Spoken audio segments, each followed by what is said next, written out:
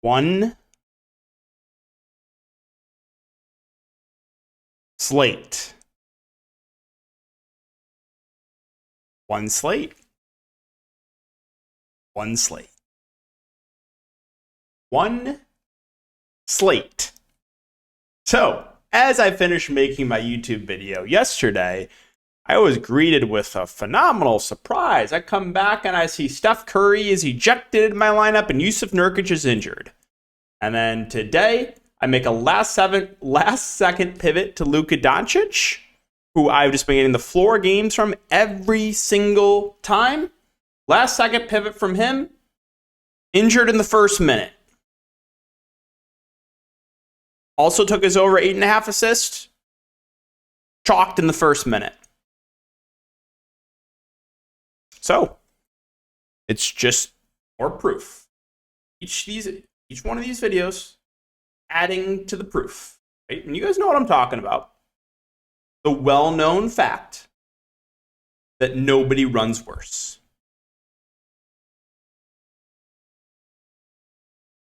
That's what we're adding to. No one runs worse. I mean, come on. Come on. Really? Really?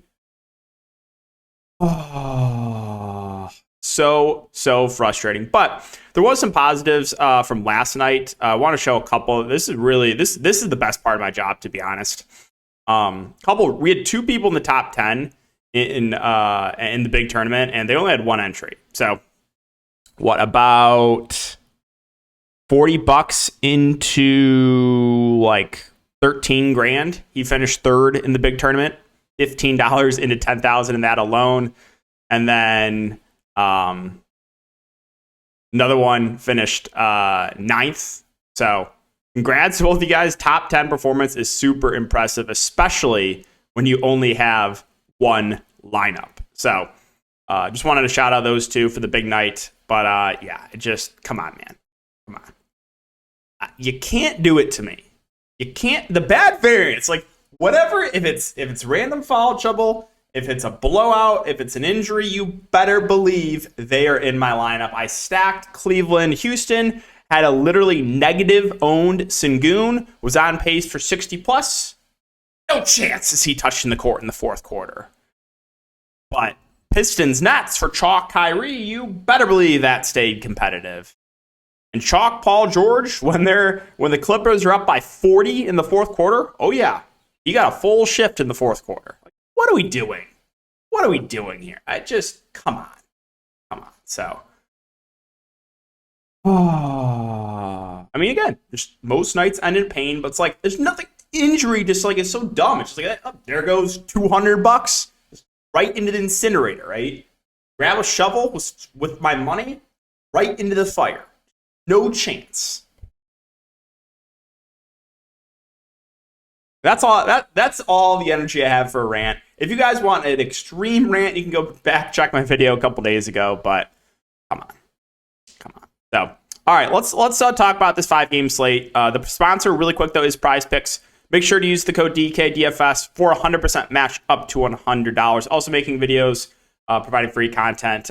We took CP3 over assist with Luka assist, but yeah, Luka got injured, so that was no fun. Hit both plays the day before, though. So if you guys want to give it a try again, make sure to use the code. It'll be linked down below. And let's talk about this 5-game slate. Weird, only 5 games on a Friday. Usually, like, Monday, Wednesday, Fridays are, like, the biggest slates. But I think this is, like, the smallest Friday slate that I can remember, at least. So, interesting one for this one. There's a couple games that could blow out. You know, some injury news that we are still waiting for. But, yeah, let's start off with the Milwaukee side. So, no Bobby Portis still. Giannis Antetokounmpo is probable. This is one where it's like, all right, if the game stays competitive, then there's definitely some guys that are viable here. Like, number one would be Giannis. Like, he should be able to feast whatever minutes he plays against this Pacers team, Giannis should be able to feast. Like, there's no one that can guard him. So I like Giannis at the top. I think makes for a pretty good spend up. I think Drew's a little bit overpriced at 8.5. Not saying he can't have a good game, but I think I'd just rather spend up $3,000 more for Giannis. Can't get to Middleton yet. He's not playing enough minutes, 15 minutes first couple games, so cannot go there yet. I think Brook Lopez would probably be my second favorite play on the Bucks. He's going to play with no Bobby Portis. He'll be like the only big out there, really. Obviously, Giannis, I guess, technically big. But I think Brook Lopez is a decent option in the mid-range. I'm not really going to prioritize him, though. The rest of Milwaukee, they're fine tournament plays. Grayson Allen probably sees 25-ish minutes. Pat Connaughton had a massive game last game. 19 points, 12 rebounds. He is a good rebounder, but 12 rebounds is pretty insane. Went for 44 fantasy points. That was definitely an outlier, but I still think Connaughton's a solid value. Probably will be a bit over-owned, especially after last game, though. And then Joe Ingles, 27 minutes last game. I think he's fine, too. So Giannis probably the guy I like the best, but Lopez, some of the value plays are in play as well. On the Pacers side, so the reason I think this game could blow out is you have no Halliburton. You might not have Miles Turner. Nembhard and Naismith not as important. They're both questionable, but if Miles Turner's out, this team has no rim protectors. There's a very good chance it would not stay competitive. But we'll start with T.J. McConnell at 6'5". Should continue to start. Should continue to play a lot. I think he's still a pretty good play in the mid-range. Didn't play as much as the previous game, only 33. But we know McConnell's a good point per minute guy, and he's been starting point guard over the last couple of games. Hield and Mathurin, if you think the game stays competitive, these are guys that are going to play a lot in a competitive game. 39 minutes back-to-back for Buddy Hield. Benedict Mathurin, 34 and 33 minutes. So I like those two if you're playing for a competitive game. Chris Duarte, 4-2, probably sees, at least 25 minutes. He played 39 minutes last game. His minutes I would feel a little bit better about his minutes if both Nembhard and Naismith are out. And then if Miles Turner's out, you're probably going to get Jalen Smith, Isaiah Jackson splitting the 7 minutes. Both are good point per minute guys, so I would like both at the flat min price. Or Jackson's 3-2, I guess, but both look good. My only worry would be, if the game blows out or something, they probably would dust off Goga Batadze. They have Terry Taylor, too. So this team still has a lot of bodies. That is the concern. But back to Miles Turner, if he himself plays and the game stays competitive, you're probably seeing a pretty big game from Turner. So again, a couple different ways you can play it. If you're playing for a competitive game, you want to look to Turner, McConnell, Hield, Mathurin. If you think the game blows out or Miles Turner sits, then we could look to some of these backup bigs like Jalen Smith, like an Isaiah Jackson. Memphis and Minnesota. So Desmond Bane is pretty important news here. He's questionable, and I'm not sure if I'm not sure who would start for him, I should say, if he sits, because John Conchar is usually the guy that picks up the start, but he's out. So I don't know exactly who would start, but John Morant, either way, I think looks good at 10K. If Bane is out, he's going to look better. So we'll keep an eye on that news. Triple J, 6.6K. If he can stay out of foul trouble, we know he has a ceiling, but this guy's always in foul trouble.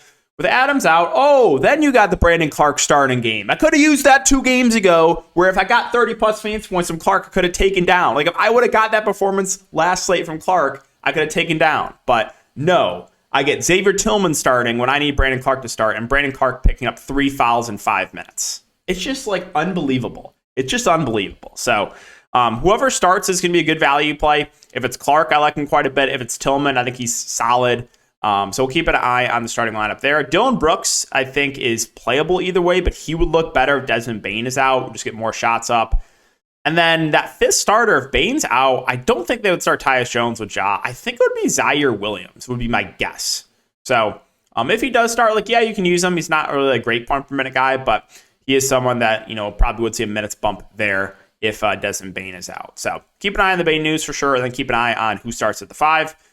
Moving on to Minnesota, so Anthony Edwards is 9K. He's been playing extremely well of late, 71, 52 fantasy points. He's playing a ton of minutes, too. So I like Ant. He's got the shooting guard, small forward eligibility. D'Angelo Russell minutes have ticked up last couple games, 42 and 39 minutes. So if he continues to play close to 40 minutes a game, D'Lo looks good.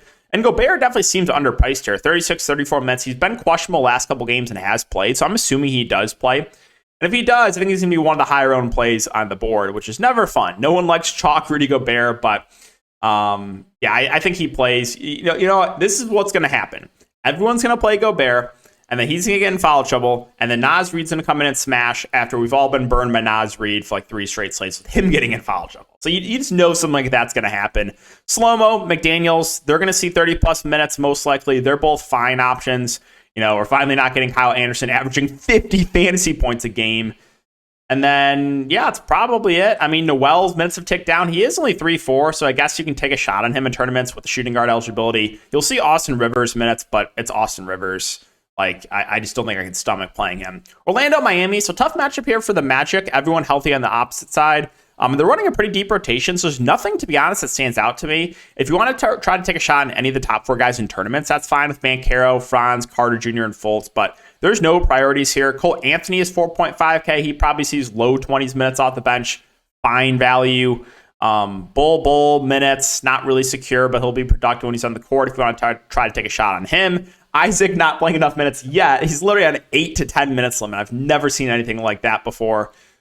Gary Harris, I think he had a big game in the starting lineup. Yeah, he shot 8 of 9, but be careful. Like, Gary Harris most likely probably plays like 25 minutes and gives you like 15 fantasy points. Not saying you can't play him because he's really cheap, but don't expect what happened last game. Again, on the Miami side, so this is what's going to happen too. We all got burned by Tyler Hero because he shot 5% from the field last game. If I got an average game from Hero that last night, I would have had a big night.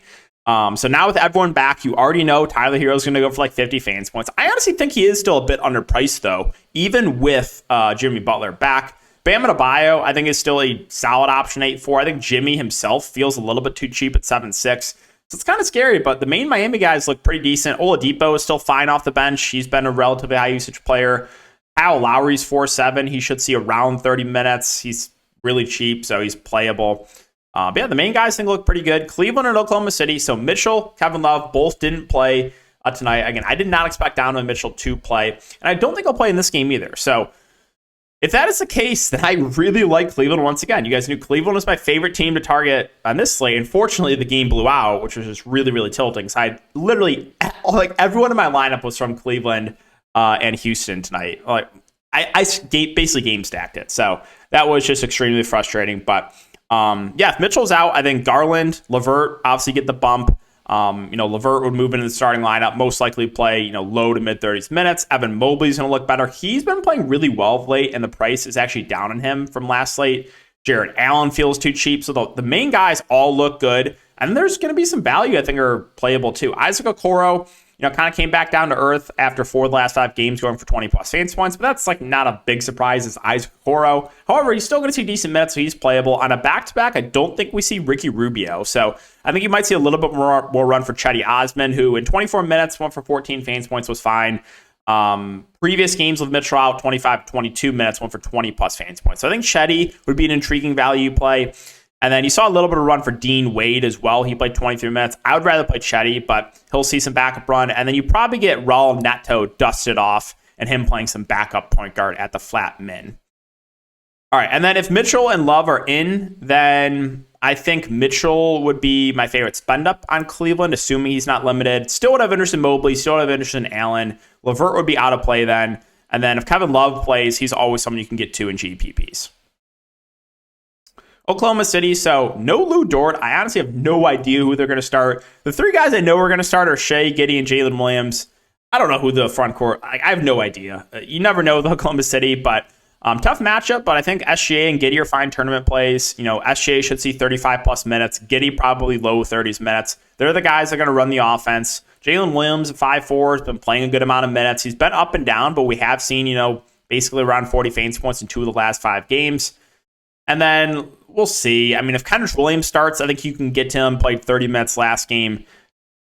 I don't know what they're going to do. They have so many guys, too, so it's still, risky. But whoever starts for Lou Dort, I think, is going to be playable. It's just the minutes are not secure. We have seen the show many of times this year with Oklahoma City.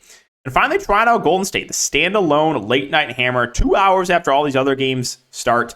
And I think Toronto might be my favorite team to target. It's either Toronto or Cleveland. But yeah, Toronto, you're going to see 35 to 40 minutes of basically all the starters with Siakam, Van Fleet, Barnes, Gary Trent Jr., and OG. And it's an up-tempo match pair against Golden State. The thing I struggle a little bit is with who's going to have the really big game. Siakam and Van Fleet normally the most consistent. Van Fleet 61, 63, 49, 40, and 41 fantasy points over the last 5 games. Scotty Barnes been playing a lot better of late, too. He's 7-7. Gary Trent Jr., if he continues to play mid-30s minutes, has the ceiling, can knock down on the shots. OG kind of a stuff the stat sheet guy. He's relatively cheap at 5'9". So like I have interest in the main 5 guys, and even the 2 bigs off the bench. Achua, Boucher, you probably see mid-20s minutes for Precious Achua. Chris Boucher has played 20-plus minutes back-to-back games. We know he's a really good point-per-minute guy.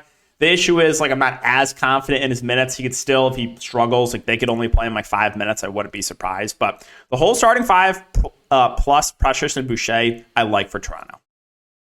Finally, Golden State. Keep eyeing that Andrew Wiggins news. Last game that he missed.